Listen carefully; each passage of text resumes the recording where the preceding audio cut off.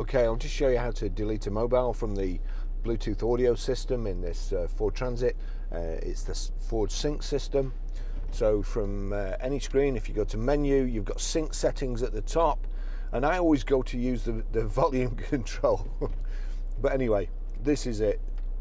Click OK in the middle, and then you've got the direction pointers here. So we're on sync settings. Click OK, and there, if you're having any problems pairing your mobile, streaming audio or anything, make sure there's a tick on that Bluetooth on. So that's the first thing. Then we go to Bluetooth devices, which is the next one down, and you can see there's an arrow at both sides.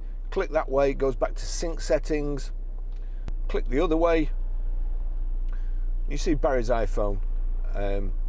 There you've got instructions at the bottom, add, delete and connect, and they correspond to these buttons here. So we want to delete it. We click delete there. Delete Barry's iPhone 10, yes. Click yes. That's it, gone.